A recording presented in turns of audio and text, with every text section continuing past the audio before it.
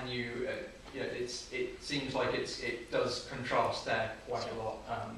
You know, obviously that's not a belief that we hold. Is it is belief in a creator required for Scientology? Definitely not. Okay. In fact, both of us, we were talking about it in the car. But, in fact, Stuart will tell you, he was an atheist when he came to Scientology. He had no belief at all. I had been to church. I'd been to a Methodist church. I had sort of some concept about it. That's really as far as it went.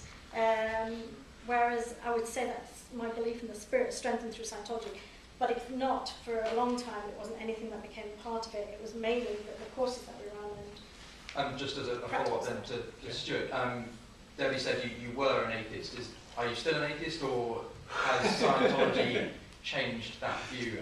I mean, when I came into Scientology, I did a few courses, and one of the little videos I'm going to show you is a few of the basic principles of Scientology and what have you. But one of them is this idea that there is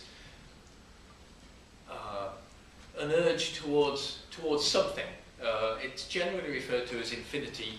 Some people refer to it as a god. Some people, it doesn't say what it is. It's like it's up to you to work it out for yourself, really. It just acknowledges that people do have some sort of leaning in that direction, and most people do. Yeah, but it leaves it up to you to work out for yourself what you think it is. I certainly don't have some idea of some kindly old man with a long white beard sitting on a cloud up there, or anything like that.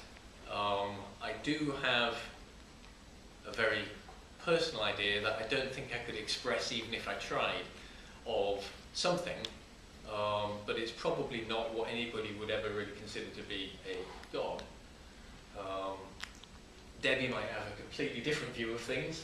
I've done a little bit more what we call auditing, and I think through the auditing your appreciation of the spiritual side of life is heightened. There's no doubt about that. But it is a very personal thing. So I have no doubts or reservation that I'm a spirit in a body. I also believe I've lived before and I'll live again. So that's the other side of Scientology, of course, that is different. I mean, I've had experiences where I've, for me, experienced what I would call as a past life. Now, that you don't have to believe in that whatsoever, and that's totally fine. It's completely okay. And to be totally honest with you, when I first looked at it, I was like, this is ridiculous.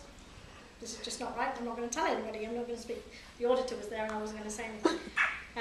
But what did change was an attitude that I had. What I was actually looking at in that particular session was my relationship with my mum and my dad, which I'd always had a problem with. My sister actually came into Scientology after she saw the changes in me, because I used to lose my temper a lot with my mum. And, you know, storm around a bit at home and all that kind of stuff. And after this particular session, a lot changed for me. So whether that was totally, you know, it was real for me, and something changed as a result. So that's the beauty of the subject, is if you see something change, you see something improve for the better. The definition of a Scientologist is someone who improves conditions in life. Yeah? So that's what it's all about, is making something better, whatever that is for you. So, yeah. You talked about how the technology of Scientology helped in your business and how it helped you. I mean, how? I mean, what about it helped you? Sure. How did you overcome that aggression that you seem to identify with, you know, as you were younger? By looking at what was causing it, and looking at various things that had happened and various things that I'd done, both flows really, what I'd done and what happened to me, and getting rid of those irritations and upsets and letdowns and that kind of thing. You let go of all of that and actually. What about the business side? Business side is very different. Well, actually, that's part of it. Obviously, your own attitude is very part of it. But the other side of it is the very practical side of it. You know, we do statistics, we do conditions. There's a fantastic course on the conditions in life, which when you staticize something, it's either going up, it's going down, it's level. There's a very precise technology to actually put into order, to actually change things around. So if you've got a statistic, so say your income in a business is declining. You've got a dangerous situation there. You know, you can't pay your bills at the end of the week unless you change something. There are precise steps, there's about 5-6 steps on this danger formula that you do to change it. And by applying that, you can actually change it and turn a whole situation around. It's very practical. Very practical. What you were saying about the courses in the first place basically just sounds a bit like counselling. If I were, when when I was about sort of 15 or whatever, I did counselling when my parents were splitting up. But that basically sounds like pretty much what you do in a counselling session. Why do you need Scientology for that? Doesn't seem to make any sense to me. It's totally fine. I mean, obviously people do benefit from counselling, that's fine. What we do, we actually use a meter here, which picks up the exact, what we call charge that you have. In counselling, you've got a person there who's evaluating for you, yeah? Getting you to communicate, evaluating the situation, and suggesting things to you. In Scientology, we don't. You actually find out for yourself. You're guided by another person, but you actually you actually work it out yourself. That's basically what my counsellor did. Good. Yeah. So I mean, that's it fine. doesn't good. sound any different to me. Okay. There's also a distinction between counselling and courses. Yes. They're kind of two different things. Counselling, you would normally sit with somebody and work on a one-to-one basis with them. Courses are like what you're doing here, where you sit down in a study area and learn something. And they both have value, but they're both quite different. I've just got a couple of course facts here actually. This is a course fact on knowing who you can trust. These courses can be done in a short amount of time. Actually, some of them can be done in a day. What happens is, you work through one step at a time on your own with a supervisor, and you actually have a check sheet. So this one's knowing who you can trust. You actually have a check sheet where you can go through one step at a time. You write, there's exercises you write down, etc. You relate it to your situation. And then once you've finished that particular exercise, you go on to the next one. So there's no rush on it or anything like that. You take time on it. So we run those daily. But those are the courses as opposed to the counselling. Yeah?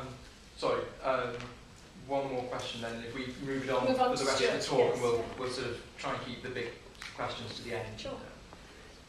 Can you just clarify, you actually contradicted yourself then. You said you can do them as quickly as you like, but there's no rush and then you take time and do it over loads and loads of different days. You know, is it something that is a quick process, or is it? This is very short. You can do one of these in a day. Yeah. So you could get through in a day if that's what you want to do. Or you could spend, you could come in the evenings and spend a couple of hours in the evenings doing them over 2 or 3 weeks. Yeah? All right, we'll move to Stuart then, who can tell you more about the subject itself. There we go. Yeah. Hiya. So my name's Stuart Parkinson. I'm an electronics engineer by day. I work in an electronics factory down in Poole, and I work in the mission down in Bournemouth most evenings and mostly on the weekends. And what I usually do in the mission is supervise courses and things like that. What I want to do is just give you kind of a bit of a brief overview on what Scientology is and what it's about, and a few of the basic principles, because it's a lot easier to talk about ourselves and how it's helped us and how we use it day to day if you have a bit of an idea of what it's all about to start with. It's actually a pretty huge subject, so what I'm going to do is just go through as quick as I can, give you a brief glimpse of a few different areas, and then afterwards I think we'll sort of open it up a bit and find out what you want to know more about. And then I've got lots more material I can show you on various different aspects of it and things like that, but I'll just run through some of the basics fairly briefly, yeah?